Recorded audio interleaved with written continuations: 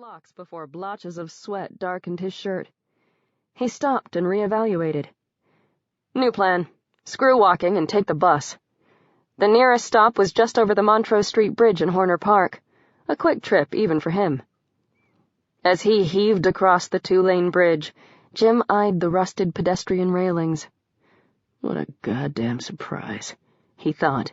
Something around town needed fixing up. He'd seen 6 mayors come and go since he first put on the uniform, and if there was one thing each generation of paper pushers downtown was good at, it was coming up with new ways to fuck up something that was already pretty thoroughly fucked. The streetlights flickered overhead. Something was rustling behind him. Not a car. Didn't sound like wheels. More like footfalls. Jim turned and froze. God, no! Jesus, Mary, Joseph, no! Not the DTs. Not now. Jim might be a drunk. An alcoholic, he was supposed to say, but he knew when to stop. Stopping was all that kept him from turning out like his old man, a real drunk's drunk. The thrashing, then trembling, sweating through his undershirts.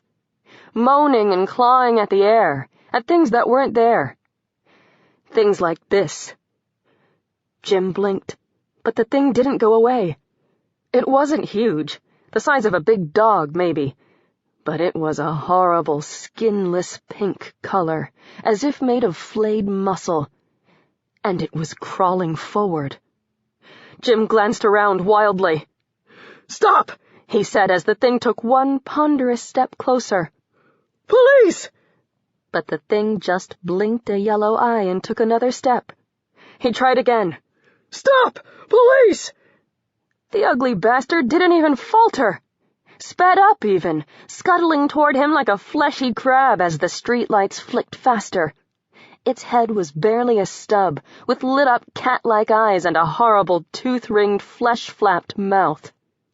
Jesus, the thing had fangs! Jim ran. Gym membership, he thought between puffs. First goddamn thing tomorrow. Show those. Puff, puff. Shaved chest pretty boy rookies what a real man can do. The thing was still coming. Zigzag, he thought. That's what you're supposed to do to get away from bears or crocs or whatever, right? He threw his left foot over his right. And fell face first. He dug his fingers into the ground. The world was spinning at an unmerciful tilt, and a sickening groan was tearing through the night air. Metal dragging on asphalt, like a loose car muffler. But there were no cars. Just the street lamps of Montrose Avenue and the scrabbling sounds of the thing behind him and distant sparks. Sparks! Jim shoved himself to his feet. Something was barreling toward him, grating out sparks in its wake. Police! He yelled with what little breath he had left. Clear the street! Police! He might have been in his 50s and still not making sergeant, but if he was going to die, at least he would die a cop. It was a person. Black female, tall, dreadlocks, and she was dragging a stop sign, a chunk of concrete still attached to the bottom. She hefted it as she sprinted, even though there was no way her skinny arms could have lifted it. And the sparks and the noise stopped. Pull!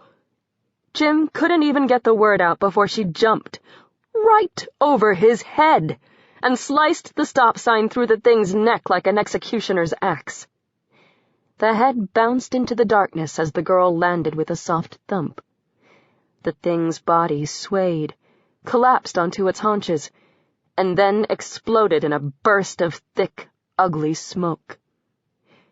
Jim fell to his knees and puked. 5 Boilermakers and a half-digested piece of pizza splattered like acid onto the side of the road. He flinched as something grazed his shoulder, but it was just the girl. The stop sign clanged to the ground next to him. On your feet! Her tone was sharp enough to shave with. How'd you? He shook his throbbing head, tried to keep his voice from squeaking. The fuck is that thing? The girl, woman, Jim supposed, glanced impassively at the burned spot in the road. Tremens. Jim shook his head. No way, lady. That ain't no pink elephant.